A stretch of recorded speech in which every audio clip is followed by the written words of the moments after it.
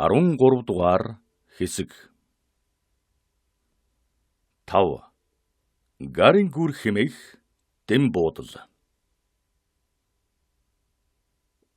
Над мэтийн өмнөд Францаар явган жуулчилж явсан хүн бол Белград Бокер хоёрын хооронд барагцаалбал хот тосгон хоёрын хоорондох замын гол дунд гэрч Белградаас Бокертен арайч ойр нэгэн бэсэрхэн гуанз байдаг ба гарын гүрийг хачин энэдэмтэйгээр дүрслэн зурсан зурагтай хаяг нь ялмгүй салхинд хяхнан дуугарч байдгийг үзсэн байх. Энэ буудал хэрвээ Рон голын урсгалыг дагаж явбал их замын зүүн талд ард талынхаа ханаар гол руу харж байдаг юм.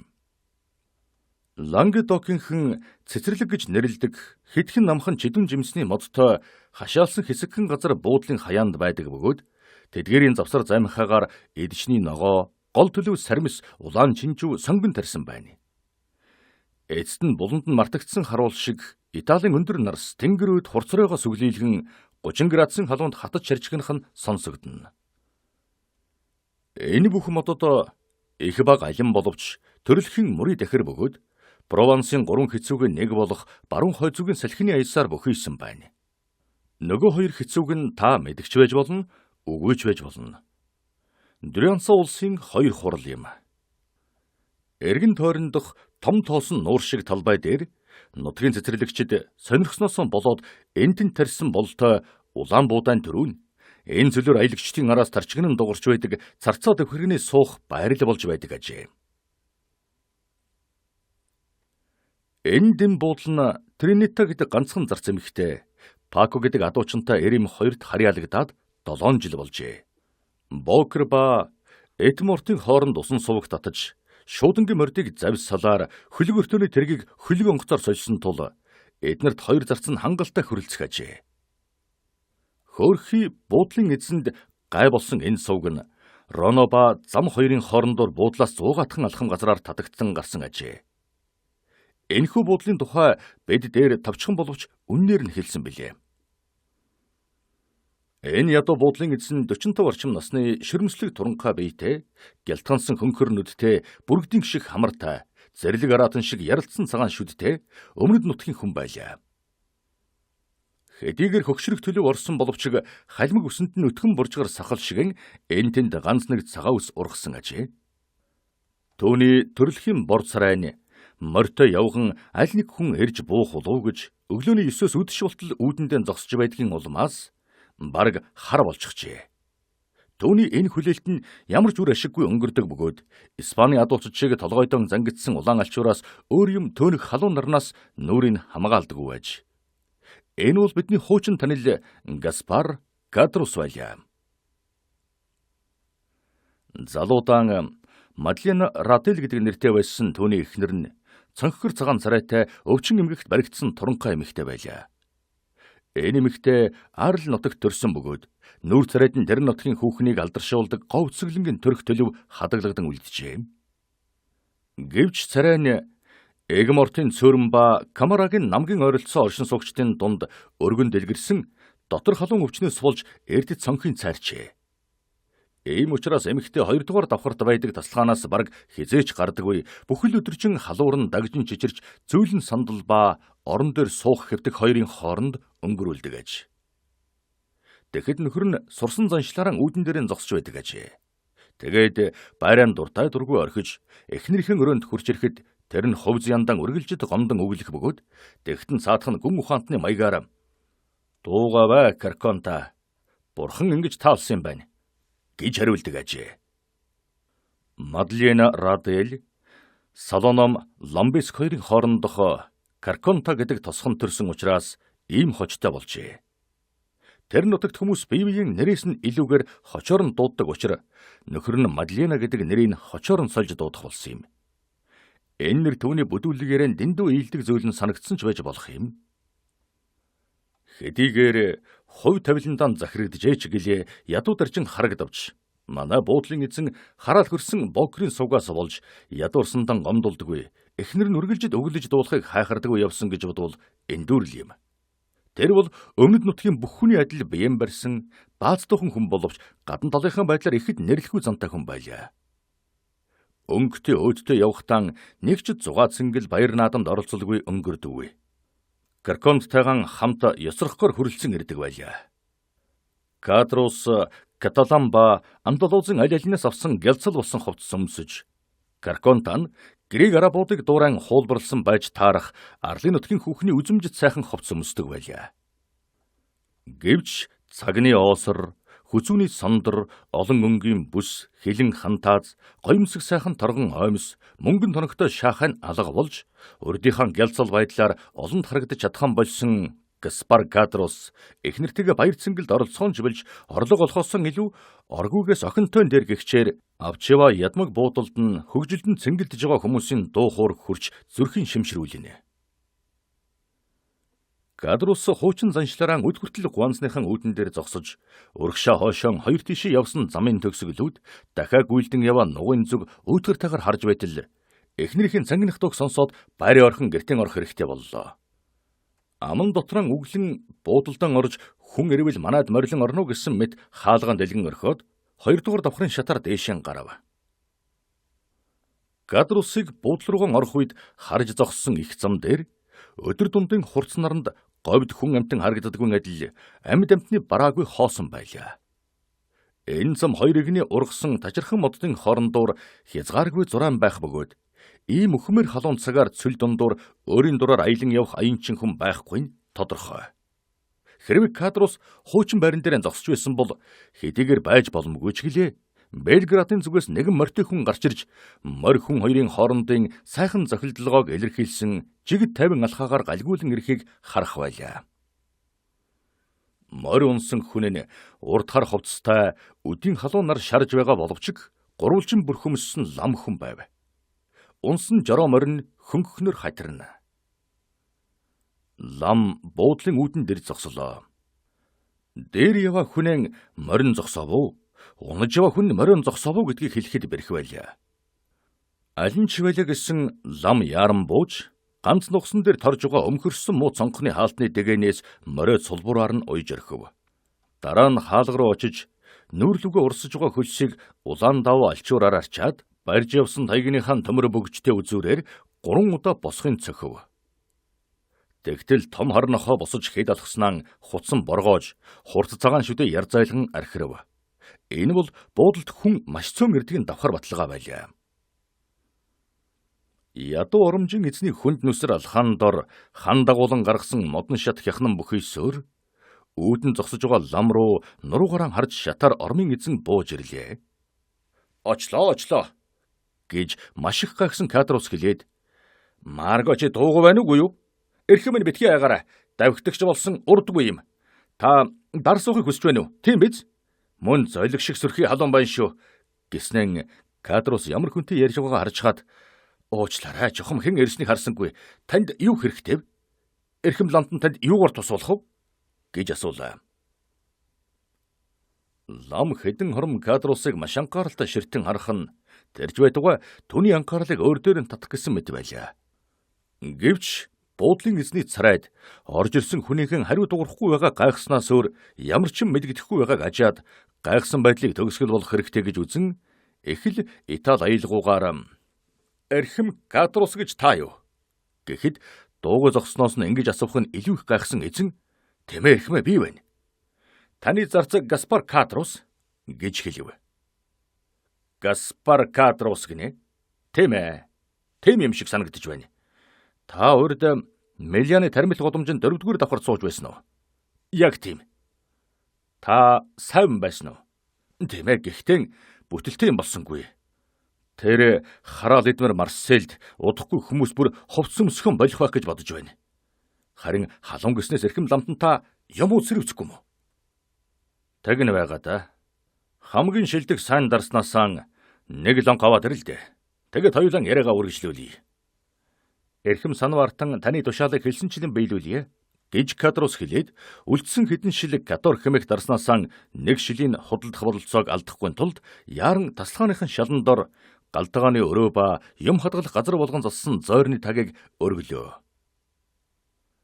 5 минутын дараа дээш гарч ирэхэд лам тохойгорон ширээгийн тулан сандал дээр суусан байв. Тэр завсар Марго нохой хачин аялагч дарсуй гэхийг сонсоод Ярдаглагаан болин шарвуулзаж, өвдгөн дээр нь туранхай хүзүүгэн тавьж урайлгахнаар харна. Эзнийг лонг дарс шилэн аяхтай өмнө нь тавихад лам "Та энд ганцаараа суудаг уу?" гэж асуув. "Тийм ээ, ганцаараа, үгүй бараг л ганцаараа л да. Эрхэм лам минь, миний эхнэр надад тусвал чаддаггүй учраас тэр. Муу эхнэр маань дандаа л өвдөж байдаг юм." "Та тэгвэл эхнэртэй юм шив дээ." гэж лам санаа тавьсан өрөвдсөн байдалтай асуугаад ядуу эрэм хоёрын хогшил хөрөнгийг цэгнэх мэт эргэн тойрон харав. "Эрхэм лам, та миний ядуу суудгийг харж байх шиг байна" гэж Кадрус асуугаад санаа алдаснаа. "Одоо яа гэхэвдээ. Энэ орчилд сайн сайхан амьдрахад гагцхүү үнэн чөхөн байх нь Багдад байдгийн байна" гэж хэлв. Лам түүнийг цоо ширтэн харлаа. "Тийм ээ, үнэн чөхөн. Эрхэм ламтан минь, би харин үүгээрээ л барахдаг хүн дээ" гэж эзэн хэлээд ламын нүдэд эгчлэн харж гараар илгээн дараад "Одоо үед дуртай хүн бүр ингэж хэлж чадахгүй шүү дээ" гэхэд нь "Хэрвээ таны бахархаж байгаа тэр зүйл үнэн бол бүр сайн байна. Үнэн чөхөн эртөөрөө алин боловч шагнагдаж, хорд санаатан шийтгэгддэг юм. Би энд хатуу итгэж байна" гэв. "Сануу артан та ингэж ярих нь аргагүй. Зүйтэй лам минь" гэж Кадрус гунигтайгаар татгалзан хэлээд харин "Хүн бүр таны үгэнд итгэсэн ч дур, итгээгүй ч дур" гэхэд "Та дэмий тэгж ярьж байна эрхэмээ. Миний хэлсэн үг үнэн болохыг би танд нотон харуулж л магадгүй" гэв. "Яалаа гэж тэр билээ?" гэж Кадрус гайхан асуулаа. "Тэгэхээр ийм байна. Юуны өмнө надад хэрэгтэй хүн чухам та мөн эсхийг мэдэх хэрэгтэй байна." "Тэгвэл танд ямар баталгаа хэрэгтэй юм бэ?" "Та 1814-15 оны үед Дантис гэдэг нэртэй далайчин байсныг мэдхүү." "Дантис? Хөөрхи Эдмоныг мэдхүү гинэ? Мэдлгүй яадаг юм. Миний хамгийн сайн нөхөр байхгүй юу?" гэж Кадрус дуу олдоод царайн часуулайхад ламын тунгалаг тайван нүд ярьж байгаа хүнээ нэгэн харцаар хаман авах мэт бүлтийлээ. "Тийм байхаа. Эдмон гэсэн шиг санаж байна." "Тэгэлгүй яхав. Түүнийг Эдмон гэдэг байсан юм. Тэгэхээр барах уу, энэ бол намайг Гаспар Кадрус гэдэгтэй адил үний юм байгаа юм. Харин тэр хөрхи Эдмон яагвэ ламтан минь. Та түүнийг таньдаг байсан юм уу? Одоо тэр амьд уу? Суллагдсан уу? Жаргалтаа сайн явж байгаа болов?" гэж буудлын эзэн асуулаа. Тулооны цөллөгийн газар хөлдөнд үжилсэн цул төмрөөн чирэн явдаг ялтангуудаас илүү дор золгүй байдалд шоронд нас барсан. Кадрусын улаан царай үхэрийн цагаан өнгөөр солигдов.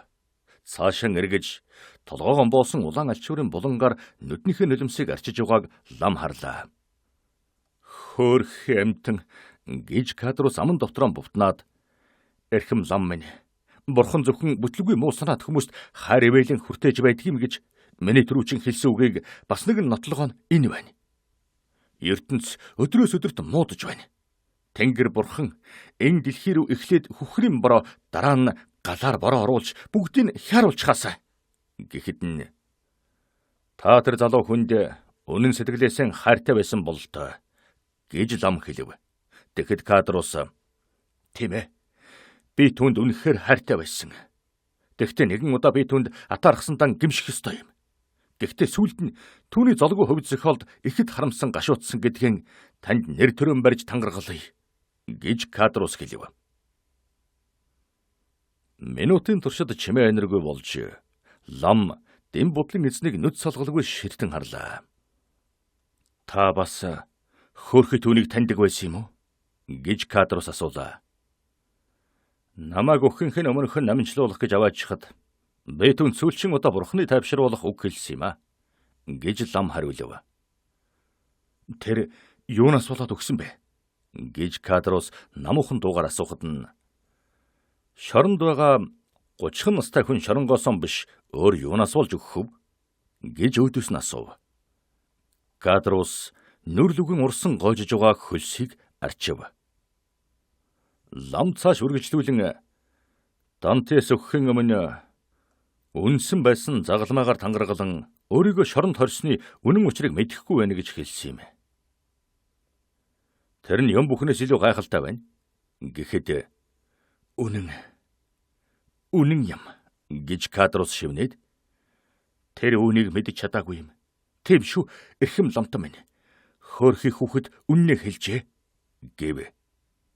Тийм учраас өөртөө тохиолдсон золгүй явдлын учир шалтгааныг олж хэрвээ нэр төр нь буртагдагдсан бол түүний дахин сэргээхийг надад даалгасан юм гэж хэлээд ламын гүнглэнгүй харц Кадрусын барайж байгаа нүүрэнд улам ширтэн туслаа. Нэгэн баян англи хүн гээд лам цааш үргэлжлүүлэн дахин сэргэлтийн үед шоронгоос гарсан түүний найз нөхөр нь их хүнтэй очир алмаастай байж тэгээд шоронгоос гарахтаа энэ очир алмаасыг өвчтэй байх үед нь төрсөн ах шиг асарч сувилж байсныг хариуд талархал болгон Дантест өгсөн байна. Дантес очир эрднийг авчхаад өөрийн дараа нь барьж өгөх хойгуудыг хээл хахуулаар худалдан авах гэж бодсонгүй. Харин шоронгоос гарах тохиолдлыг хүлээн нямбайлан хадгалж байсан байна. Хэрвээ шоронгоос гарсан бол очир эрднийг худалдаад тэр дөрөөл баяжих байж гэж ярихад Кадрусын нүдэн гялзаж их хүнтэй дорж полон байсан гэж та ярив уу гэж асуухад нь орчлон дээр юм бүхэн цөм харьцангуй байдаг. Эдмоны хувьд бол тэр эрдэнэ бүхэл бүтэн баялаг байсан юм. 50,000 франкаар үнэлэгдсэн эд гэж лам хариулв. 50,000 гинэ гэж Кадрус дуу олдаад тэр чинь хушиг шиг том уу гэж асуулаа. Үгүй арай бага гэж лам хариулаад очир эрдэнэ над байгаа болохоор та өөрөө үзэж болно. Гэхэд Кадрусын харц ламын хормой дагуур очир эрдэнэ ирж байна уу гэлтэй болоод явчихлаа. Лам хар илгэн бүрээстэй жижиг хайрцаг халааснаас гарган онгойлгоод гайхан бага Кадруст маш сайхан хийцтэй бөгжин суулгасан гялдсан дорж болом чулууг үзүүлв. Энэ л 50,000 франк болно гэж юу? Овоо үнэтэй энэ хүрээгүйгэрэн шүү дээ гэж лам хариулв. Лам хайрцгийг хаагаад очир эрдэнийн халаасандаа хийхэд Кадрусын бодолд тэр эрдэнийн чулуу гялдсаар байлаа. Эрхэм лам таны халаасанд энэ чулуу яаж орж ирв? Эдмон таныг заламжлагчаараа томилсон юм уу? гэж Кадрус асуув. Өвөвлөгчөөр биш. Гэрээсээ биелүүлэгчээр томилсон юм. Тэр хүн надад 3 сая найз, нэгэн болцоод хүүхэн байсан юм. Тэд дөрвөлэн миний хойноос гашуудад суудаг байх гэж би итгэж байна. Тэдний нэгийг Кадрус гэдэг гэж хэлсэн юм да. Гэхэд Кадрус цочлоо. Лам Кадрусын сэтгэл хөдлөлснийг анзаараагүй юм шиг өргөжлүүлэн нөгөөх нь Данглер, гурав дахь нь хэдийгээр надтай өрсөлдөгч боловч надад хайртай байсан гэсэн юм гэж хэлв. Тэгэхэд Кадрусын уруул дээр хачин муухай нэмсгэл тодрон ирээд ламын өвөг таслах гэхэд нь байцаарай гэж лам хэлээд би урдаар яриа дуусгачихъя. Хэрвээ танд над хэлэх юм байгаа бол сүлд нь болоорой гэд гурав дахь нь хэдийгээр надтай өрсөлдөгч боловч надад хайртай байсан юм. Тэр нь Фернан гэдэг миний болзоот байсан хүүхнийг гэснээр би болзоотой байсан хүүхнийх нь нэрийг мартчихжээ гэж хэлв. Мерседес гэж Кадрус хэллээ. Тийм яг үнэн. Мерседес гэсэн гэж лам амьсгаахан дарж батлан хэлв. За тэгэд цаашаа юу болсон юм бэ? гэж Кадрус асуухад нь лам надад ус авчирч өгөөч. Гэвл Кадрус түүний хүслийг яран биелүүлвэл лам шилэн аяганд уснаас нь хийж хэд балгаад аяга ширээн дээр тавьж бид юу ярьж байгаа зогслоо гэж асуулаа. Болзоот хүүхний Мерседес гэдэг байсан гэсэн. Тийм. Та Марселд очиж гэснээр энэ бүгдийг Дантес хэлсэн гэдгийг та ойлгож байгаа биз? Ойлгож байна. Та энэ очир эрднийг худалдаад авсан мөнгөн энэ орчлонд намайг хайрлаж байсан хүмүүс болох тэдгээр 5 хүнд хувааж өгөөрэй гэсэн. Яагаад та байдаг вүлээ? гэж Кадрус асуугаад та надад дөнгөж дөрөвхний нэрлсэн шүү дээ. Надад хэлснээр бол 5 дахь нь өгчгсөн учраас тэр. 5 дахь нь Дантесийн аав байсан юм. Тийм ээ. Үнэн гэж зөрчилтэй сэтгэлдэн эдэгцэн Кадрус хэлээд хөөрхий өвгөн өгчихсэн юм. Би энэ тухай Марселд очиод дуулсан гэж лам ханг байдалтай харагдах гэж хичээн хэлээд Гэвч аль хэдийн өвд болсон учраас тэр тухай нарийн дуулж чадаагүй. Харин та өвгний өвд болсон тухай юм мэдэхгүй биз? Би мэдэхгүй бол өөр хэн мэдэх вэ? Би түүнтэй айл байсан юм. Бурхан минь, хүүгээ алга болсноос хойш нэг жилч боллогүй хөөрхий өвг нь нас барсан та. Юунаас болж нас барсан болоо? Эмч түүний өвчнийг ходоод нь хавдсан байна гэсэн шиг үлээ. Харин түүнийг мэддэг хүмүүс уйтгар үнгээс болоод өгсөн гэцгээд юм. Гэхдээ амьсгал хураахтан дэрэгдэн байсан би бол түүнийг гэд Кадрус төгдөрхэд нь юунаас гэж лам сэтгэл төгшин асуулаа. Өлсөж өгсөн. Өлсөж өгсөн гинэ. Гэд лам ухсгийн босож өлсөж гинэ. Хамгийн адган амьтан ч өлсөж өгдөггүй юм. Гудамжаар таньж явдаг нохойд хүртэл өмг тал хайжигддаг хүн олддог байтал Христосын шашинтай хүн өөрсдөө мөн л Христосын шүтлэгтэй гэж нэрлэдэг хүмүүсийн дунд байж угаад өлсөж өхөн гинэ. Тийм байж болохгүй. Энэ тийм байж болохгүй гэж хашгирах шахам хэлэв. Би танд үннийг л хэлж байна шүү дээ гэж Кадрус хэлэхэд шатан дээрээс дуу гарч "Димэ битгийэр чамд хамаагүй юмд хошуугаа яах гэж дүрээд байгаа юм" гэхэн сонсогдов. Ярьж байсан хоёр эргэж харахад шатны хашилган завсраар Гарконтын цонхгөр царай харагдлаа. Тэр өрөөнөөсөн гарч ирээд дээд талын шатан дээр гараараа толгоогоо тулан сууж тэр хоёрын яриаг чагнаж байжээ. "Эхнэр минь, чи өөрөө юунд өөрт хамаагүй хэрэгт оролцоод байгаа юм? Эрхэм лам намайг ярьж өгөөч гэсэн юм. Хүний хүндтгэхийн үднээс хэлэхгүй байхын арга байхгүй шүү дээ" гэж Кадрус хэлэв. "Сайн бодвол дуугүй байсан дээр юм биш үү? Ямар санаатай асууж байгааг нь чи яаж мэдхийн тэнийг минь?" "Сайн санааны үүднээс авгаа минь. Би үүнийг батлан хэлье. Таны нөхөрт үнэн сэтгэлээс нь ярьж байгаа бол айж болгоомжлох юм байхгүй" гэж лам хэлэв. "Бид энийг чинь мэднэ. Эхлээд янз бүр юм амлж эхэлнэ. Дараа нь айж зовх хэрэггүй гин.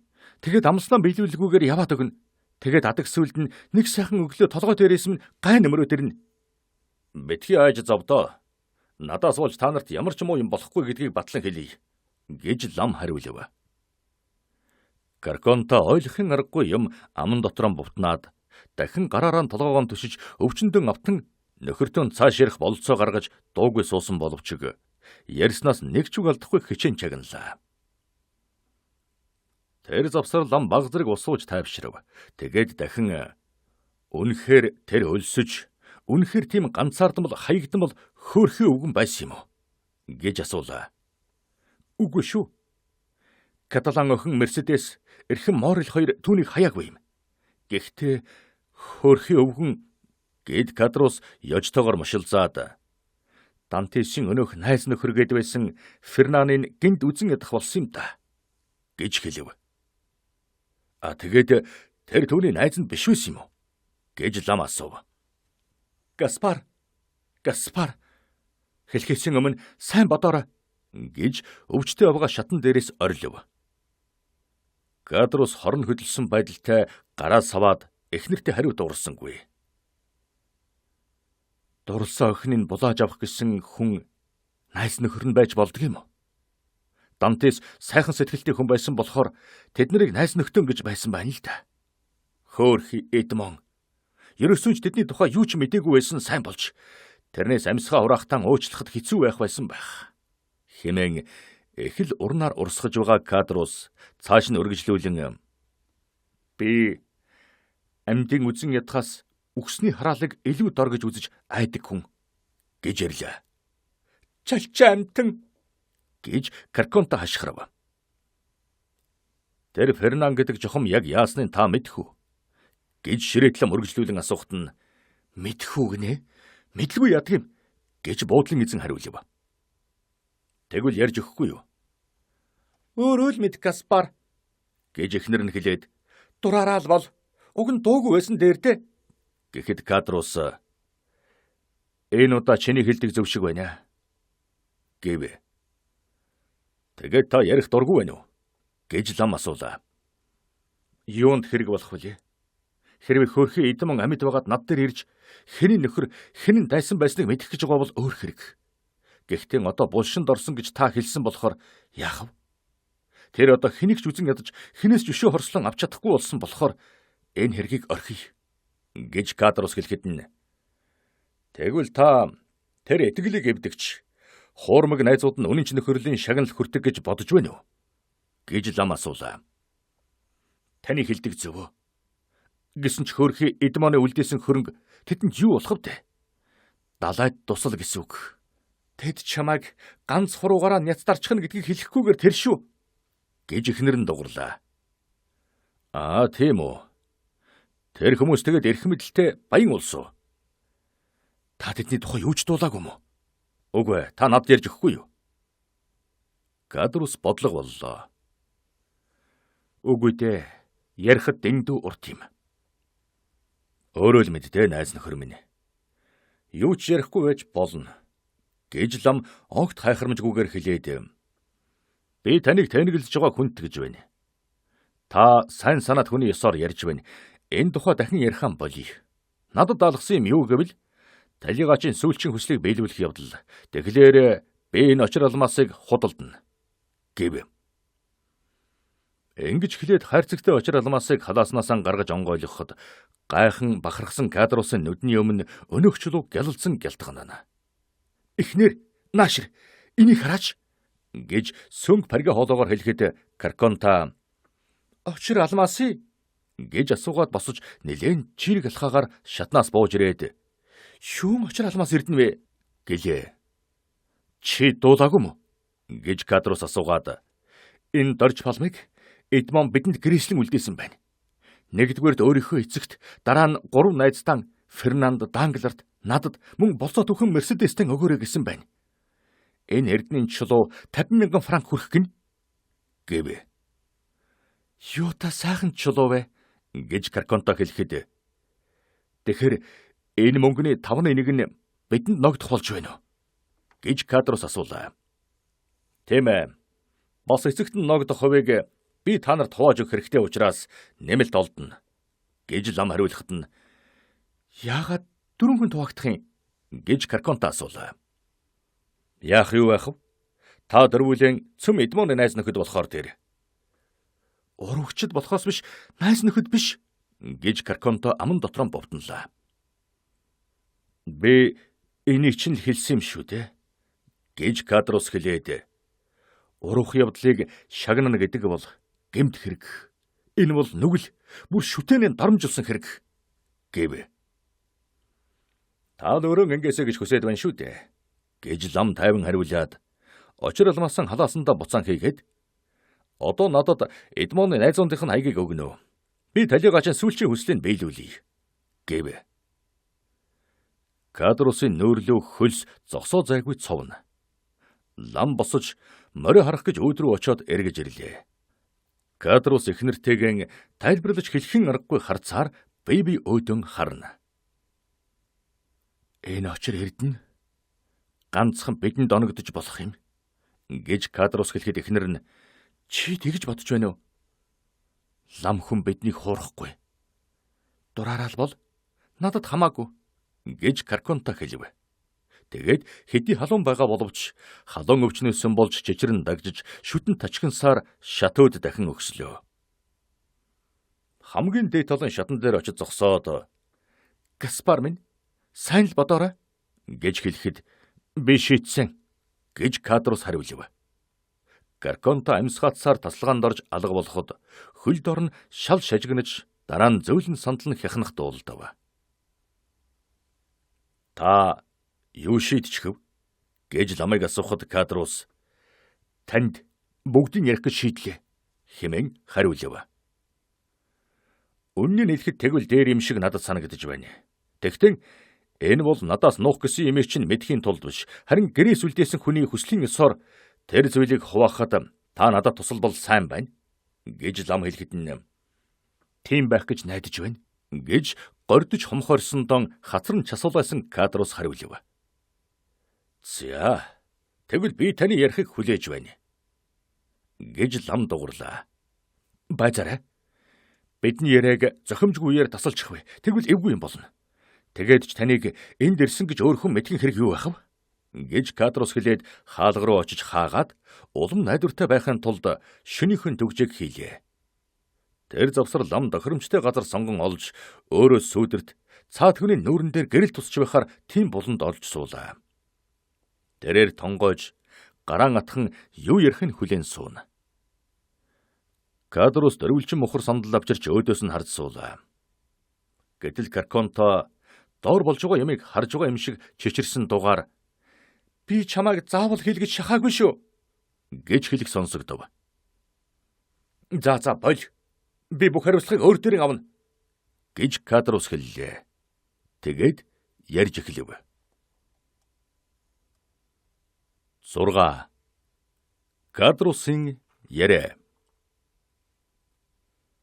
Юуны өмнө эрхэм ламта надад нэг зүйлийг амлаач гэж Кадрус хэлв. Юу тэрв? Гэж лам асуулаа. Хэрвээ миний одоогийн хэлэх зүйлийг та хожим хэзээ нэгэн цагт хэрэг болговол үүнийг надаас дуулж мэдсэн юм гэдгийг хэн ч мэдэх ёсгүй. Миний энэ ярих гэж байгаа хүмүүс бол баян тарган эрх мэдэлтэй хүчрэг хүмүүс. Тэгэхээр надад чигчи хуруугаал хүргэхэд хорхой шиг няцдарчихсан шүү. Бэтгий санаа зовдоо найз минь. Би ховор хүн болохоор таны энэ нууц миний цээжинд үрд хадгалагдсан үлдэнэ. Талигаачийн сүүлчийн хүсэл зориг нь аятай сайнаар биелүүлэхээс өөр зориг бидэнд байхгүй гэдгийг та санаж байгаа биз? Хэнийг ч хайрлалгүй, тэгтэн үзэн ядалгүйгээр яг л үннийг яриарай. Таны надад ярих гээд байгаа хүмүүсийг би мэдэхгүй, ерөн ч тэгээд хизээж танилцахгүй байх. Түүнээс гадна би Франц хүн биш, Итали хүн. Хүмүүс тус бурханд хамрагдах лам хүн. Талигаачийн сүүлчийн хүслийг биелүүлэх гэж ганц удаа гарсан хейдрүүгэн буцаж очино. Ингэж итгэмээр нотлон ярихад Кадрус баг зэрэг итгэл төр боллоо. Тийм бол би тэр хөөрхий Эдмоны хичнээн үнэн шудар гэж үзэж байсан нөхөрлөлд одоо таныг итгэхгүй болох хэрэгтэй болж байна да. Таныг эцгэс нь эхлээд яриач гэж гуй. Эдмон өвгний тухай игч ярьсан. Маш халуун хайртай байсан боллоо. Гэж ламыг хэлэхэд Кадрус толгой сэгсэрч. Энэ бол их гонхтой түүх байгаа юм. Та эхнийх нь мэдэх байхаа гэв. Мэднэ. Марселийн ойролцоох Гуанзанд баригдах үе хүртэлх явдлаа Эдмонад бүгдийг ярьсан гэж лам хариулв. Нөөц өд. Би одоо түүнийг харж байгаа юм шиг л санаж байна. Энд чинь арай гэрлэх ёс гүйцэтгсэн гэх тэр өдөр биш шиг үлээ. Тийм ээ. Хөгжилтэй эхэлсэн цайллага өөдгөртэй явдлаар төгсөж, цагдаагийн комиссар 4 цэрэгтэй орж ирээд Дантесийг аваад явчихсан юм. Би үүнээс хойшхыг нь бол мэдэхгүй. Дантес түүнээс хойш тэдний хинтэн ч уулзаагүй. Хэнийхэн ч тухай юу ч сонсоогүй учраас зөвхөн өөртөө холбогдох юмыг мэдж байсан юм. Гэж ламыг хэлэхэд Кадрус тэгвэл ийм байна. Дантесийг барьж аваад явсны дараа Морил жохом юу болж байгааг мэдхийн тулд Марсел ороод маш утгартай мэдээ авч буцаж ирсэн юм. Өвгөн болсон эцэг нь гиншин уйлсаар гэртээ ирээд гоёлынхоо хувцсыг тайлж өдрийн турш өрөөндөө хоош урагшаан холхиж байгаад нүд анилгүй хонсон юм. Тэгэхэд би тэдний доод давхарт сууж байсан болохоор шөнийн турш тасалгаан дотоороо явж өнгөрсөн надад сонсогдож байсан. Үнэ хэлэхэд бич тэр шин унтаагүй золгүй явдалд учирсан эцгийн өв гашуу намайг ихээр зовоож хэрэг дээрэн өвгөн миний цээжин дээр гიშгэлж байгаа юм шиг алхам бүрэн зүрхийг минь базлуулж байж билээ. Маргааш нь Мерседес Марсел орж ноён Вилпрос баривчлагдсан хүний тухай асуусан боловч юу ч олж мэдсэнгүй. Харин далимд нь өвгнийг эргэж орж ирсэн. Тэгээд өвгний ийм гутаж унахарч байгааг бүхэл шөнийн турш унтаагүй хонож өчигдрөөс хойш юу ч идээгүй байгааг нь мэдээд гэртээ аваач жасарч сувилах гэж оролцсон. Гэхдээ өвгөн зөвшөөрөөгүй. Би орон гэрэн орхихгүй. Миний хөөрхий хүү энэ орчлон дээр хинээс жилүү над хайртай. Тэгэхэр шоронгоос суллаг нөхсөн хамгийн түрүү над дээр гүйж ирнэ. Тэгэхэд нь би байхгүй бол тэр минь яах вэ? Гэж өвгөн хэлсэн. Би Мерседесийг аргалж угаад өвгнийг аваад яваасаа гэж бодож шатан дээр зогсож байсан болохоор энэ бүгдийг сонссон юм. Өвгний зовлонтой янзын алхаа миний толгой дээр дуулдаж намайг нэг ч минут амраахгүй байсан. Та өөрөө өвгнийг тайвшруулах гэж түүн дээр очоогүй юу? Гэж лам асуулаа. Тэгэхэд Кадрус эрхэм лам минь. Тайвшруулаасаа гэж байгаа хүнийг л тайвшруулж болдог юм. Гэтэл тэр өвгөн тэгж хүсээгүй. Бас тэгээд яагаад ч юм бүүмэд тэр надтай уулзах дургүй байсан. Нэг орой би цорхрын уйлахын сонсоод дэсэж чадахгүй түүн дээр орох гэж дээшээ өгссөн боловч намайг үүдэнд нь очиход уйлахаа болчиход харин мөргөл хийж байсан. Тэр ямар их уран гой үг хэлж учиргүй гомдсон гомдлон илэрхийлж байсныг би танд хэлж чадахгүй эрхэм лам минь. Энэ бол мөргөл уй гашуу хоёрын аль алиас нь хүчтэй зүйл байсан. Тэгээд би лам хувраг хүн биш, шашин шүтгчдэд дургу учраас дотроо би өнчин ганцааран бурхан тэнгэр надад хүүхэд хайрлаагүй миний золгүй заяа. Хэрвээ би эцэг хүн байгаад энэ золгүй үгэн шиг ийм их уй гашууд учирсан бол энэ шиг ийм гоё сайхан үг болж бурхан тэнгэр залбир мөргөж чадахгүй. Харин зовлонгоос хагасхын тулд шулуухан л тэнгис живж өгөх байсан да гэж хэл зогссон юм да. Хөөхи эцэг гэж лам дуу алдав. Өвгөн өдрөөс өдөрт хүн амтнаас хөндөрж эрхэм моорл Мерседес 2 түүнийг эргэхээр эрэх боловч хаалган дүгжээтэй байдаг байсан. Түүний гэртээ байгааг би мэддэг байсан. Гэхдээ тэдэнд хариу дуурдаггүй байлаа. Тэр нэгэн удаа өөрийнхөө заншлаас гадуур Мерседесийг гэртээ оруулсан юм. Тэгэхэд хөөрхөн охин өөрөө арга нь барагдан гунхарч явсан хэрнээ зориг оруулж сэтгэлийн засах гэхэд өвгөн өөдөөс нь охин минь тэр өгсөн гэдэгт итэг. Бид түүнийг хүлээх биш, харин тэр биднийг хүлээж байгаа.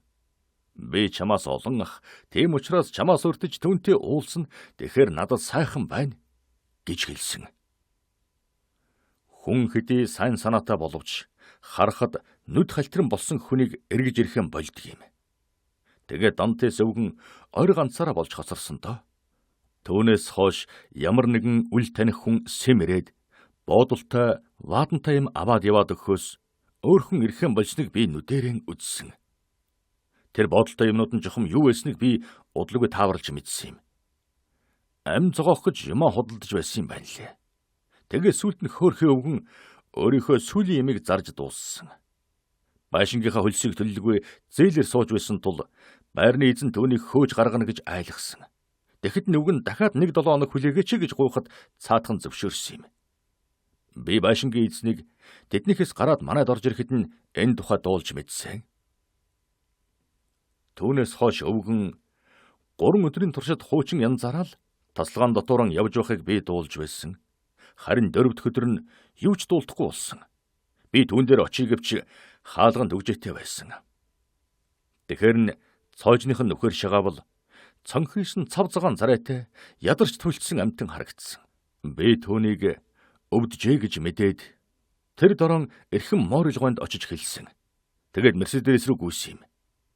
Тэр хоёр хоёулаа тэр дорон ирсэн. Моорил эмч дагуулж ирсэн.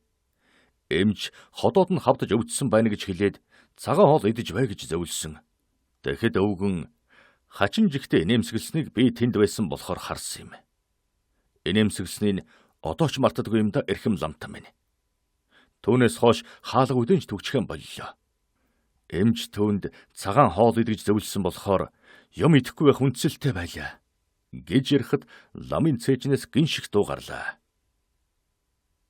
Миний яриа таны сэтгэлийг хөдлөж байна да эрхэм ламтан минь гэж кадрус асуухад нь лам тэгж байна. Маш их сэтгэл хөдлөмөр яриа байна гэж хариулв. Мерседес 2 дахь удаагаан ирж өвгөн их өөр байдалтай болсныг үзээд түрүүчийн адил аваачих гэж оролдсон. Эрхэм моорилч гэсэн мөн тийм бодолтой байсан бөгөөд түүнийг хүчээр аваачих гэхэд өвгөн маш муухай хашгирсан тул тэд хоёулаа айж Мерседес өвгөний дэргэд сууж хоцороход эрхэм моорил 100хан дээр төрөвчтэй мөнгө орхисон гэж түүнд дохиогоор хэлээд гарч явсан юм. Гэхдээ эмчин зөвлөсөн зүйлээр зэвсгэлсэн өвгөн юу ч идэхийг зөвшөөрөөгүй. Тэгэд эцсүүлд нь 9 хоног тарчилсны дараа өөрийн ийм гунигт өхөлд хүргэсэн хүмүүсийг харааж зүгсээр нас барсан та. Тэр Мерседест хэрвээ чи хэзээ нэгэн цагт Эдмонтой уулзвал намайг өөрийн ерөөсөөр байгаад нас барсан гэж хэлээрэй гэж хэлсэн. Гэхэд лам босож чичирсэн гараар хатсан хоолоогоо дарж тасалгаан дотор цааш нааш 2 удаа явлаа. Та түүнийг амьсгаа хураахтан өлсөж өгсөн эрхэм лам минь. Өлсөж өгсөн гэж кадрус хариулаад Би энэ та бид хоёр Христос шашинтан гэдэгт итгэдэг шигэн итгэж байна. Гэхэд лама тэхий дундууран устаа аяг шүүрэн авч ганцхан амьсгаагаар уучхаад нүд нь улааж царын цонхыгоо дахин байрандаа сууж энэ бол их золгүй явдал гэдгийг та зөвшөөрөх байх гэж бүдгхэн дуугаар хэллээ. Тэг тусман Бурхан Тэнгэр биш, харин хүн энд хамаатай нь бүр барих. Одоо нөгөө хүмүүсийн тухай ярив. Та надад бүгдийг хэлнэ гэснээр санаж байгаа биз дээ. Гэж лам бараг тулгсан байдалтай нэмж хэлээд хүүгэн цөхрөөж эцгийн өлсгөлөнгөөр алдаг тэдгэр хүмүүс чинь ямар улсав гэж асуулаа. Түүн татаархсан хоёр хүн, нэг нь дурлаас, нөгөөх нь нэр төр дуртайгаас. Энэ хоёр бол Фернан Данглер хоёр юм. Тэр хоёрын атаархал юунд хүргэсэн бэ? Яриач. Тэд Эдмоныг Бонапартын төлөөлөгч гэж үтгэж ховолсон юм. Уухай. Хэн тэрнийг үтгэж ховолсон бэ? Жинхэнэ буруут нь хэн бэ? Хоёулан эрхэм лам минь. Нэг нь гүтгэлгийн загтлыг бичиж, нөгөөх нь шуудан даваач өгсөн. Тэр загтлыг тэгээ хаана бичсэн? Мөн тэр нөөцөд хормын өдөр. Тийм байх ёстой. Фария. Чи хүмүүс тэдний үйл явдлыг яасан сайн мэднэм. Гэж лам шивнэвэл та юу гэсэн бэ? Гэж Кадрус асуулаа. Зүгээр юу ч гээгүй. Цааш нь яри. Гэж лам хариулв. Данглер бичгийн хэвийг танигдуулахгүй тул солгоогаараа бичээд түүнийг Фернан шуудан дээр хүргэж өгсөн. Тэгэхэд та тэнд байсан уу? Гэж лам гинтхэн асуулаа. Кадрус гайхаж би юу? Намайг тэнд байсан гэж хэн танд хэлсэн юм бэ? Гэж асуув. Лам хэтэрч байгаагаа мэдээд хэн ч хэлээгүй. Харин ийм тодорхой мэдээ гэвэл хамт байлж байсан байх ёстой гэж хэлв. Таны хэлдэг үнэн. Би тэнд байсан гэж Кадрус бүдгэн дуугаар хэлэхэд нь та тэгээ тэр бузар явдлын эсэргүүцээг юм уу? Гэж лам асуугаад та тэгвэл тэдэнтэй хоршоо хувилдагч юм шиг дээ. Эрхэм ламтай минь. Тэд намайг бараг ухаан алтад уулгачихсан юм. Би тэр явдлыг бүдэг бодгол мэдэж байсан. Би тэдэнд согтуухан хэлж чадах хэмжээгээр л хэлсэн боловч тэд надад үүнийг зүгээр тоглоом тохоо хийж байгаа юм ямар ч үр уршигт хүрэхгүй гэж хэлсэн. Харин маргааш нь эрхэм минь. Маргааш нь ямар үр уршигт хүрснийг үзсэн биз дээ. Дантесийг барьж аваачих үед та тэнд байсан атлан дуугүй байсан биз дээ. Тэмээ эрхэм лам минь. Би тэгэхэд тэнд байсан. Тэгээд бүгдийг хэлэх гэсэн боловч Данглер хоройд байсан юм. Тэр надад хэрвээ тэр үнэхээр гэмт итгээд байгаад Эльбарл дээр очиж Парист байгаа Бонапартын хооронд өгөх загтал авсан үнэн болж таарвал тэр захаа түүнээс олдвол түүнийг өмгөөлсөн хүнийг бас л хоршоо хувилдагч гэж үзэн шүү дээ гэж хэлсэн. Би тийм үед улс төрийн хэрэгт орооцолтохоос айгаад дууг өнгөрсөн юм. Энэ бол миний талаас туйлгүй аимхай явдал байснаас биш харин ялт хэрэг байгаагүй гэдгийг танд хүлээе. Ойлголоо. Та хариуцлагаас зайлж цэвэр өнгөрсөн байж. Тэмээ эрхэм ламтан минь. Гэж Кадрус хариулаад тэр явдал өдөр шинийн альж цагт миний сэтгэлийг зовоодог юм. Би тэгээд бурхан намайг өршөөрөө залбирч явдаг. Энэ насандан миний хийсэн ганц нүгэл бөгөөд надад тохиолдсон гай барцад бол ганцхан үүнээс л болсон гэж өөрийгөө буруушааж явдаг. Харамаа бодсон тэр үеийн нүглээ наманчилж, Карконтыгон ховзяндан гомдож, элдвэ юм ярихаар дуугүй ихнэр минь бурханлан гэж таалж байгаа юм байлгүй гэж хэлдэг юм. Тэгэд Кадрус үнэхээр гэмссэн байртай доошон тонгойлоо. Таны энэ чин зүрхнээсээ ярьж байгаа явдал саашаалтай байна. Хэн ингэж бурууга үнэхээр хүлээвэл тэр хүн уучлагдах ёстой юм шүү дээ. Гэхэд Кадрус үгийн таслаад гай болоход Эдмон намайг уучлахгүй нас орчихсан гэж хэлв. Тэр юу ч мэдээгүй гэж лам хэлэхэд Кадрус татгалзаж гэхдээ тэр одоо мэдэж байж магадгүй. Бурхан болооч бүгдийг мэддэг гэж ярьцгаадаг шүү дээ гэж хэлэв. Тэд дууга болцоолоо. Лам босож бодлого болон тасалгаан дотор явснаа дараа нь байрандан ирж суугаад та Морел гэдэг нэг хүний нэрийг хэдэн удаага хэлсэн. Тэр юун хүн бэ? гэж асуухад нь тэр бол фараон хөлөг онгоцны эзэмшигч Дантесийн эзэн байсан юм. Тэр хүн чинь тэгээд энэ гонигт явдалд ямар өрг гүйцэтгсэн хүн бэ? Үнэн шударга, эрлхэг зоригтой, хүнд тус боломтгой хүний үргийг гүйцэтгсэн юм. Дантесийн төлөө 20 шахам удаа гуйж говшиж гүйсэн. Эзэн хааныг эргэж ширээндэн ирэхэд гуйж говшин занаж зүгсэн загтал бичсэн дээ. Дахин тогтнолтын үед түүнийг өөрийг нь ч Бонапарт ч хүнгэж гомдолгүй мөрдөн мушгиж байсан юм. 10 удаа Дантесийн эцэг дээр гэртэн аваачих санаатай ирж сүүлд өгөхөөс нь 2 өдрийн өмнө миний түрүү ярьсанчлан 100хан дээр нь тэрвчтийн мөнгө орхиод явсан. Тэр мөнгөөр нь өвгний өрийг төлж оршуулах ёслолыг гүйцэтгэсэн юм да.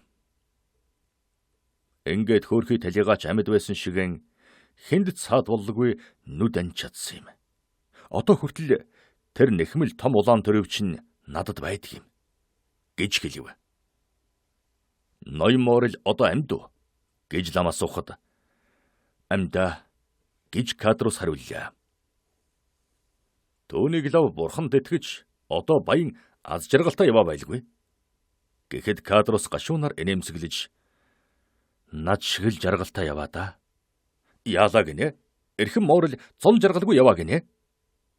гэж лам дуу алдав. Тэр бүр хоосрлын туйлд хүрээд байгаа. Бас тэгээд хамгийн муухай нь нэр төрөн алдахад ойртон байна. Яагаад тэрв? Эрхэм Морел 25 жил хөдөлмөрлөж Марселийн худалдаачдын дунд хамгийн хүндэт суур эзэлж явснаа одоо тартагтаан тулд хоосроод байгаа. 2 жилийн дотор 5 онгоцон алдаж 3 дампууралд хохироод одоо сүүлчийн найдвар нь болох хөөрхий Дантесийн командалж байсан фараон онгоцон эргэж ирэхийг хүлээж байна. Онгоцон энтгэгээс Индига, Кармен хэмээх үнэт улаан будаг очиж удахгүй эргэж ирэх ёстой. Хэрвээ энэ онгоцонд бас живчихвэл эрхэм Морел өнгөрхөн тэр гэж Кадрус ярьлаа. Ингэхэд энэ золгүй хүнд эхнэр хүүхэд гэж би юу? Бага. Эхнэр нь энэ бүхнийг сүсэгтэйгээр төвчин өнгөрүүлж охин нь бас дуртай хүнтэйгээ сууж чадахгүй болчиход байгаа. Цаад хүнийх нь эцэг их хүүгээ ядуурч хоосорч байгаа айлын охинтой суулгахыг дургүйцээд байгаа юм. Түүнээс гадна түүнд бас нэг офицер хүү бий. Гэхдээ энэ бүгд нь золгүй амьтны зовлонг ихсэхээс биш тайлхар болохгүй байгаа нь ойлгомжтой. Хэрвээ ганц бийсэн бол аль хэдийн духандаа буун сум зоочход л төгсгөл болох байсан биз. Энэ чинь аимшигтай хэрэг байна да. Гэж лам аман дотроо бовднова. Буянтай хүмүүсийг бурхан ингэжл тэтгэж дэмждэг юм байна шүү дээ, эрхэм лам минь. Гэж Кадрус хэлээд намайг харал да. Би танд хэлснээс өөр ямар ч муу зүйл хийгээгүй. Тэгсэн хэрн ийм ингэтлэн хоосорчоод байна. Би ч хөөрхий ихнэрэн халуун хижиг өвчнөр өгөхийг үзэж өөрөө өвгөн Дантес шиг өлсөж өгөх ховтой хүн байхаа. Тэгэхэд Фернанд Данглер хоёр алтан домбож байна шүү дээ. Яалаа гэж тэрв. Яах вэ? Үнэн чудар хүмүүс хохирч үл бүтэх нэг нь хожиж байдаг юм чинь. Гол гэмтэн Данглер яасан бэ? Тэр л хамаг хэрэгээ хийсэн биз дээ, тийм үү? Яасан бэгнэ? Гэмт хэргийг мэдэхгүй Морелын зуучласнаар Испани нэгэн банкны эзэнд хөлсөөр ажилд орсон. Испани дайны үеэр Францын аримд бэлтгэн нийлүүлэх ажил хийж баяжсан. Дараа нь бирж дээр тоглож ийм шиг байдалтайгаар хөрөнгөн 3 дахин нэмэгдүүлж эхнэр болох банкны эзнийхээ охиныг өсний дараа одоогийн банкын хя бөгөөд эзнийхээ хайр хишгийг ихэд хүртсэн эрхэм Салвиогийн охин бэлбсэн нооргон хатагтаатай суусан да. Тэрээр саяын хөрөнгөтэй болж түшээгүн хэрэгмээр шагнуулан одоо түшээгүн Данглер гэдэг болсон доо. Одоо Монблан гудамжинд тусгай ордтой адууныхан сарвчанд 10 морьтой үүдэнтэй 6 зарцтай харин авдран дотроо хичнээн саятайг нь би мэдэхгүй. Тийм би гэж лам хачин дуугаар хэлээд яах вэ? Аз жаргалтай яваа юм аа гэж асуув. Жаргалтай гинэ. Энийг хэн мэдхэв? Аз жаргал юм уу биш юм уу?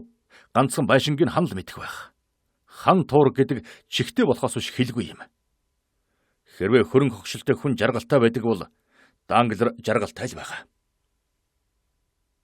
Харин Фернанд уламж илүү аз давшаан тохиолдсон доо. Квейер ямар ч хөрөнгө хогшилгүй, боловсрал мэдлэггүй Каталаны ядуу зүдүү загасчин яаж баяжиж хүмүүсийн дунд гарч яаж чаддагсан бэлээ? Энэнийг их сонирхож байна шүү. Гэхэд үүнийг ч хүн бүхэн сонирхож байгаамаа. Түүний амьдралд хэний ч мэдэхгүй нэгэн нууц зүйл байгаа байх. Гэхдээ харагдах үс ямар замаар яаж их хөрөнгө буюу эсвэл өндөр хэрэгэм зэрэгт хүрэв? Тэр тэдгээрийн аль алинд нь хүрсэн эрхэм ламтан минь. Баялаг хөрөнгөтэй ч болсон, өндөр хэрэгэм зэрэгт ч хүрсэн. Үлгэртэл ийм гардаг байх та. Нэрэнч үлгэр домогтой адил юм да. Гэхдээ та миний ярихыг сонсоод бүгдийг мэдэх болно. Эзэн хаан эргэж ирэхээс хэдхэн хоногийн өмнө Фернан цэрэгт орсон байна. Бурбанчууд түүнд гар хүрсэнгүй. Гэхдээ Наполеон эргэн ирээд онц татлага зарлаж Фернан айрамд явах боллоо. Би ч гэсэн цэрэгт татагдсан боловч Фернанаас ахмад тэгээд ч бас саяхан энэ золгүй их нэртэйгээ суучихсан байсан болохоор эрг орчмын хамгаалтанд үлдээсэн юм.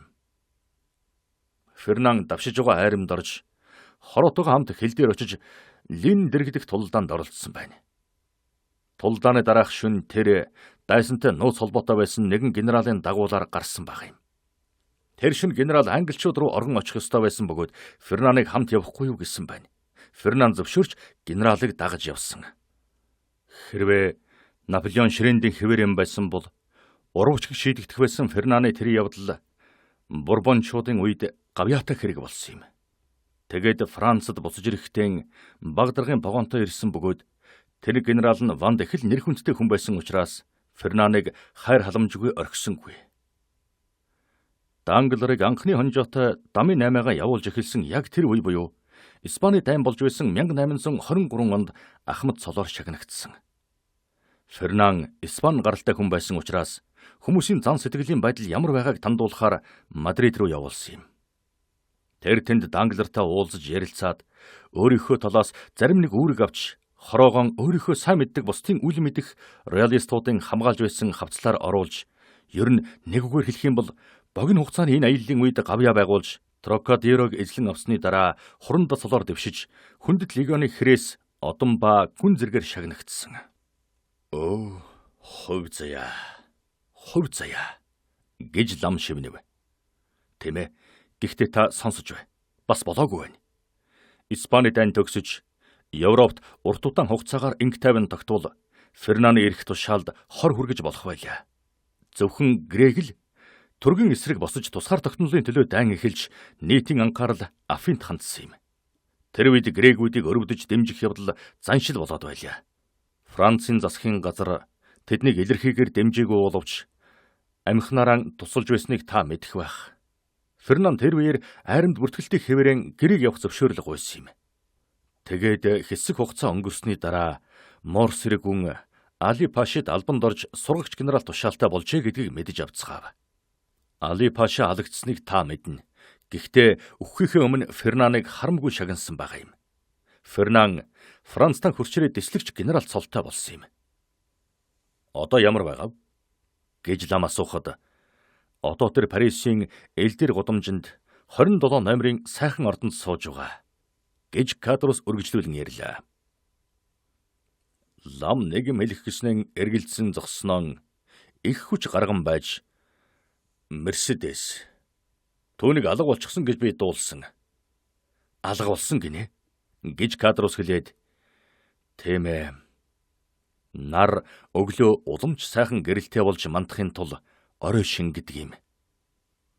Бас түүнд зол жаргал тохиолдсон биш үсттэй. Гэж лам ёжтойхон асуухад нь Мерседес Парисын ямбатнуудын дотор тэргүүн зэргийн авгаа нарын нэг нь болсон доо. Гэж Кадрус хариулв. Цааш нь яр гэж лам хэлээд ямар нэгэн зөв зэрэглэний тухай яриа сонсож байгаа юм шиг санагдчихлаа. Гэхдээ өөрөө тийм эрв шин хачин явдал үдсэн хүн болохоор таны ярианд онц гайхгүй байна. гэв. Мерседес анхандаа Эдмоноос хагцаасан тэр гинтийн цохилтонд зөвхөрөн гунхарч байсан. Эрхэм Дэ Вилберийг гуйж говшин Дантесийн эцгийг асран совилж байсан тухай би танд ярьсан шүү дээ. Тэгж байтал Фернанд цэрэгт явж Мерседесийн уйдгарууны улам нэмэгдсэн юм. Фернаны уйлдсан гэмт явдлыг мэдэхгүй байсан болохоор түүнд ах шигээл хайртай байсан. Фернан явж Мерседес ганцаараа үлдлээ. Уй гашуугаас болж өгөж байсан өвгнөөсөөр юу ч үгүй үлдсэн хөөрхий бүсгүй 3 сарын турш уйлан унжиж байсан юм. Эдмон Фернан хоёрын альнаас нь ч сурах чимээ гарсангүй. Мерседес нэг өдөр хуучин заншлаараа Марсилиас Каталан руу явсан 2 замын салон дээр өдөржингөө суугаад өчн урдийнхаасан уламжих гунигтайгаар гэртээ харсан байна.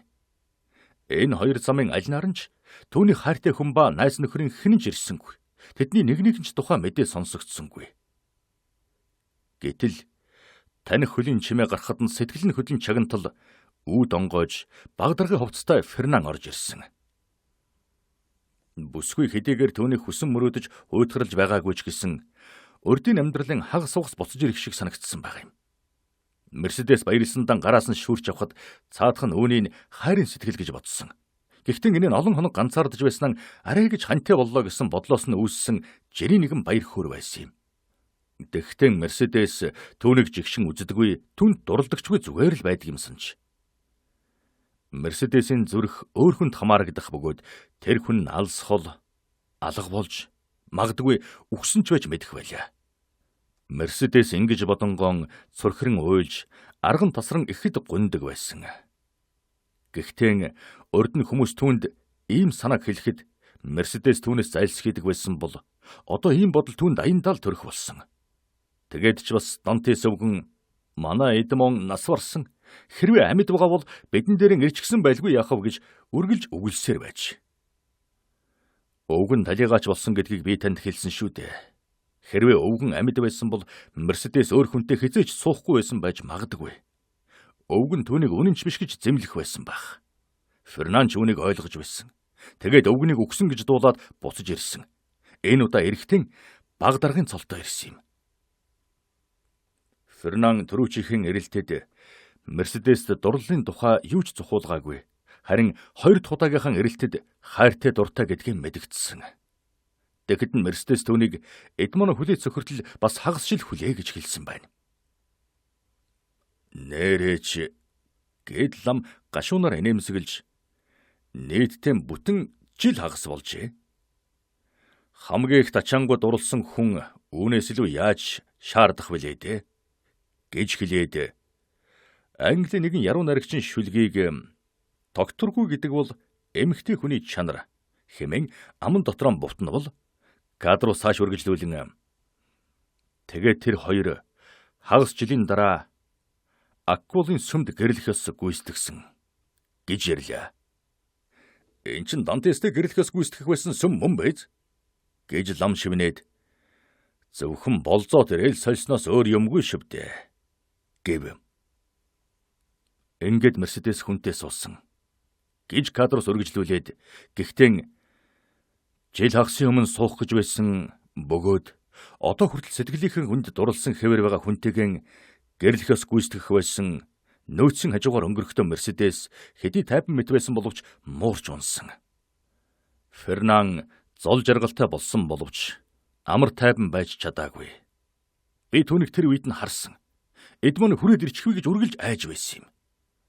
Ийм учраас ч тэр эхнэрийн хол аваачих, өөрөө ч зайлын явах гэж яарсан хэрэг. Каталанд байхад дэндүү их аюултай, дэндүү олон юм дурсагдан санагдах байлаа. Тэр хоёр хоримейснийхэн дараа 7 хоноод яваад өгсөн. Түүнээс хойш та Мерседестэй дахиад уулзсан уу? Уулзсан. Испани дайны үед Фернан түүнийг Перпиньянд орхиод явсан хойно уулзсан. Тэгэхэд хүүгээ хүмүүжүүлэх ажилтай байсан юм. Ширээд лам татус хийлээ. Тэгээд хүүгээ гинэ гэж асуув. Тэмээ. Бяцхан Альбира гэж кадрус хариулв. Тэр хүүгэн сургаж байсан гэхийг бодвол өөрөн эрдэн боловсралтай болжээ дээ. Эдмон түүнийг чирийн нэг засчны охин өнгөцсгэл боловч эрдэм номгүй хүн гэж над ярьсан санагдаж байна. Гэхэд тэр өөрийнхөө болзоот хүүхнийг тийм муу мэддэг байсан юм гэж үү? Хэрвээ хатан хааны титмийг хамгийн ухаантай хамгийн сайхан толгойд өмсгдөг байсансан бол Мерседес хатан хаан болчих байсан юм.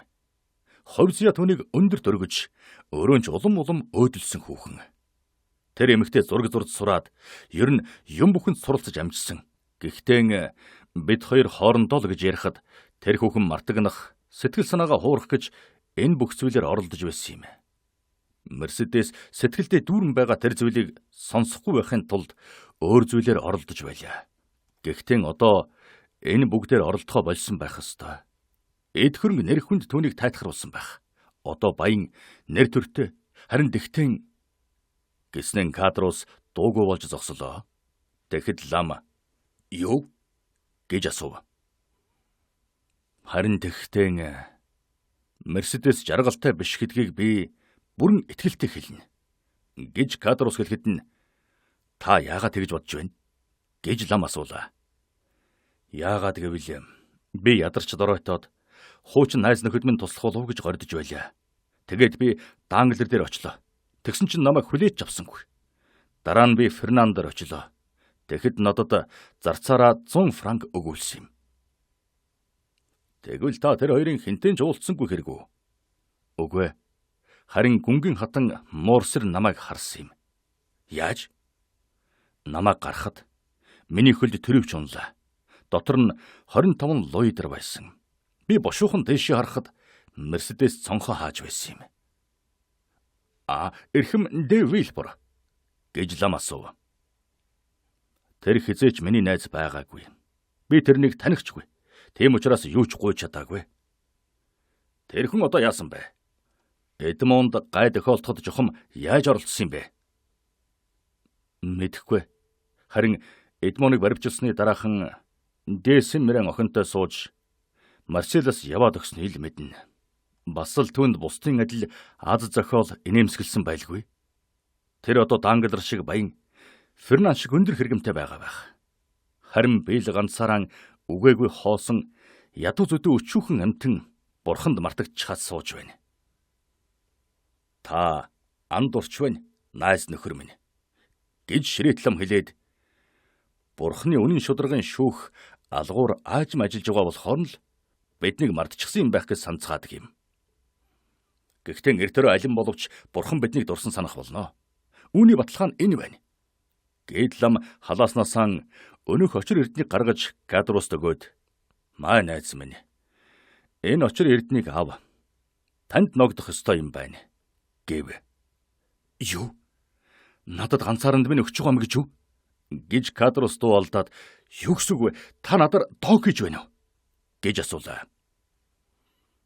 Энэ очир эрднийг Эдмоны найз нөхдүүдэд хувааж өгөх ёстой байсан юм.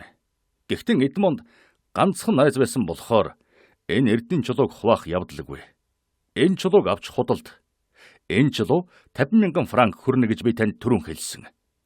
Энэ мөнгө таныг хоосорлоос чинь аварна гэж би итгэж байна. Эрхэм ламтан гэд Кадрус хулчган гараан сунгаж нөгөө гараараа нүүрэн дээгүүрийн урсаж байгаа хөлсийг арчаад эрхэм ламтан хүний жаргал гомдлоор бүү тоглоом хийгээчтэй гэж хэлв. Аз жаргал ба арга тасрах гэдгийг чинь би сайн мэднэ. Тэгэхээр би хүний ийм сэтгэлээр тоглоом хийхгүй хүн.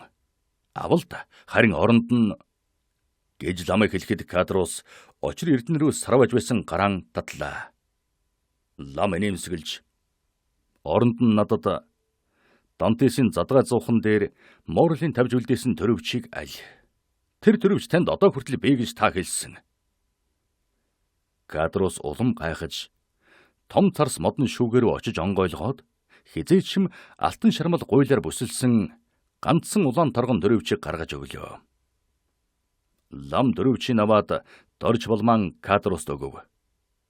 Эрхэм ламтан, та үнэхээр гэгэнхүү юм гэж Кадрус дуулдаад Эдмон танд энэ очир эрднийг орхисон гэж хинч мэдээгүй. Тэгэхээр та үнийг өөртөө авчиж болох байсан. Уухай. Чи бол тэхэл байсан та гэж лам өөр зуран хэлв. Лам босож бүрхэн малгай Бэйли хоёроо аваад миний хэлхийг сонсоорой. Таны ярьсан бүхэн чинь яг үний юм байгаа биз дээ? Би танд бүрэн итгэж болох уу? Гэж асуухад нь эрхэм ламтан минь. Тэр болонд Христосын дүртэй гэгэн загалмай байна.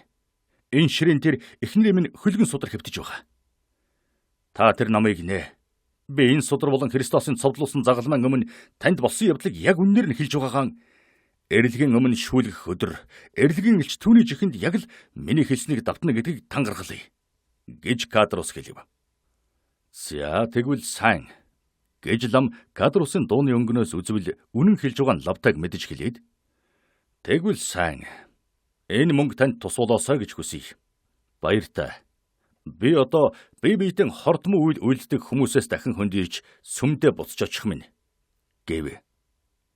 Тэгээд лам сэтгэлийнхээ үгийг урсган байгаа Кадрусаас арайхийн салж өөрөн үүдний төгжийг тайлж гараад мориндо мордоод баярлсандан олон үг хэлж байгаа буудлын эзэнд дахин мэхсгийн ёслоод эрсэн замаараа буцаж явлаа.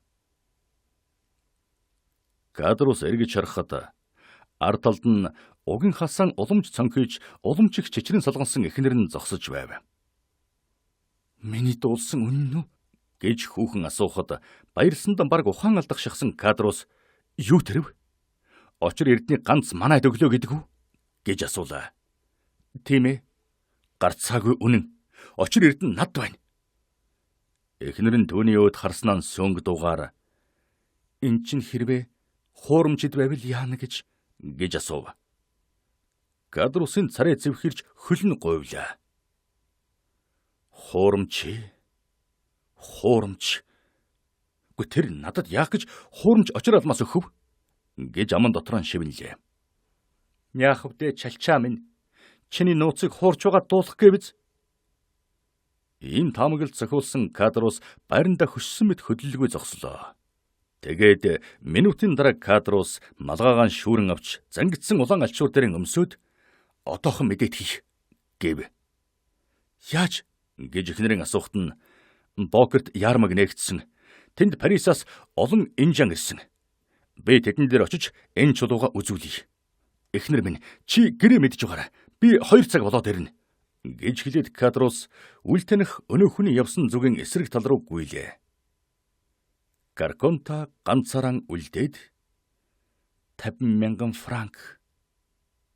Энж мөнгө. Гэхдээ баялаг биш дээ гэж бовтон зогслоо.